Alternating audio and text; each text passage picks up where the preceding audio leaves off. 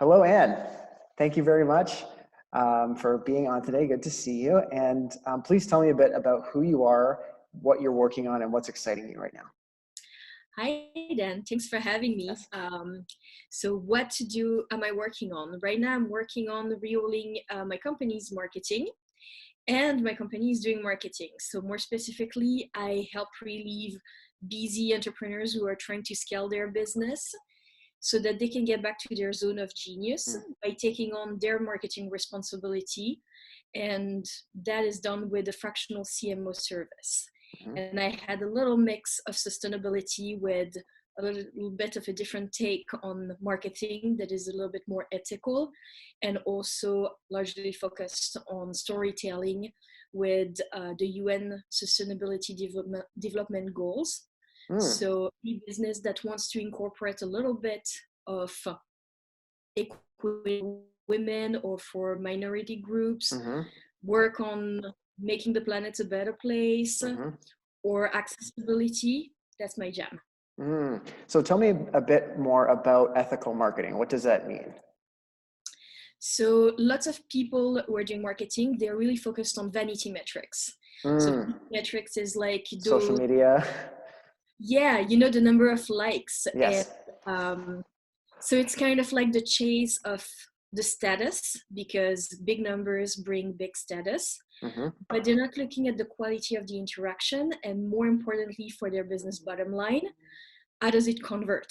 Hmm. Does it actually generate sales? Yes. We're looking a lot at that and we're focusing on understanding metrics that maybe are not that obvious and that are a little bit more difficult to calculate because sometimes they're quantitative, like cost of acquisition of a customers. How much does it cost you to acquire one customers? Hmm. What's the retention rate? What's the retention cost? And how much can you impact your business bottom line by increasing your retention rate? Because usually retention cost is lower than cost of acquisition. Hmm. So there's a lot of different things that we're looking into.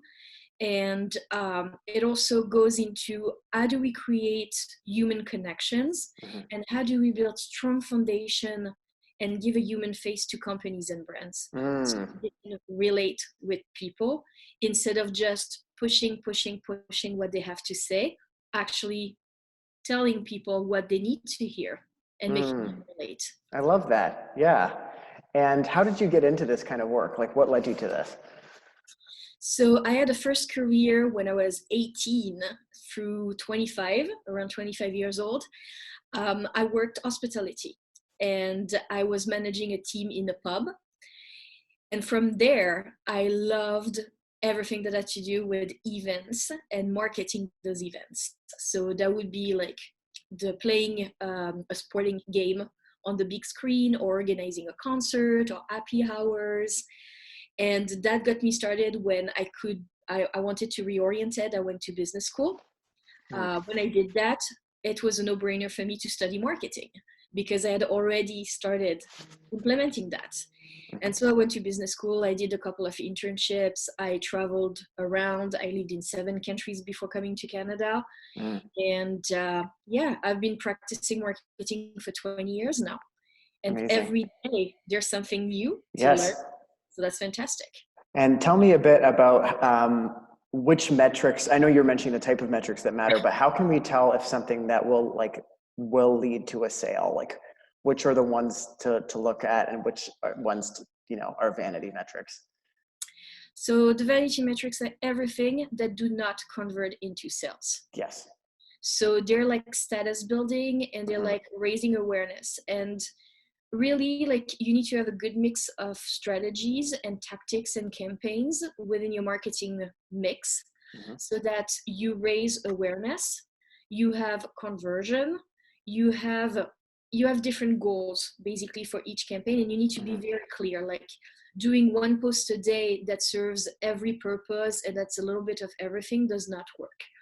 So what you will be looking at is that if you get more engagement and if people ask questions, usually this is when you know that you're on the right way towards a sale. Because otherwise, people have not engaged, people are not interested, your content did not stand out. But with marketing, you have to really realize that it's a social science. Mm-hmm. And like every science, everything that you do, you're conducting an experiment. Mm-hmm. You make an educated guess from which you deduct an hypothesis, and you're going to test that hypothesis with your tactic, and it's going to work, maybe fully, maybe partially, maybe not at all. And then you readjust and you test Mm-hmm. again and again and again. And it's Mm-hmm. something that's never set in stone because people's behavior change a lot. Mm-hmm. So that's why, like, treating everything as an experiment, tracking everything, and see what actually moves the dial toward that Mm-hmm. engagement that would lead to conversion. Mm-hmm. I love that. Amazing. And who are your favorite clients to work with? Like, do you have some examples of, I know you're talking about like ethical and people that, uh, make the planet a better place and life for people. So do you have some examples or?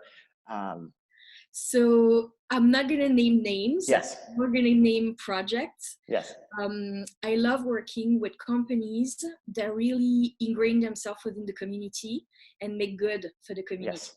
So for instance, I work with this recycling company. They do electronic recycling and they do B2B and B2C strategy. And part of their B2C strategy has been to develop a partnership with the Toronto Public Libraries. And every summer they go to 16 to 20 libraries, branches across the GTA, and they collect and educate people around good practices around recycling electronics. So that I love particularly, and they have an entire strategy around educating people about sustainable living, about doing zero waste, but not doing zero waste perfectly, but doing zero waste imperfectly so that it's accessible to everyone and everyone can make a difference. I like that. I like that. And what would you say that you most need help with right now? So, you know the expression, the cobblers are the one with the broken shoe? Yes. Yes. Yes. So marketing for yourself, is that what you mean? Exactly. Okay. It's been pulling with pins and pincers the ideas out of my head, and it's all up there. Yeah. But I need someone to take me through like the process because it's been excruciating to go through the process for myself, and it's taking so long.